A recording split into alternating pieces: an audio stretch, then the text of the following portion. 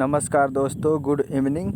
आज का ताज़ा खबर है खेसारी लाल यादव की तरफ से, जिनका सॉन्ग है भतार मारे लागी, जो कि कल नहीं परसों रिलीज़ होगा, शनिवार को शाम 5 बजे। तो आप लोग तैयार रहिएगा। कल नहीं परसों शाम 5 बजे जी म्यूजिक कंपनी भोजपुरी पे रिलीज़ होगा। तो song release on Saturday at 5 PM, भतार मारे लागी। तो आप लोग तैयार रहिएगा, भतार मारे लागी।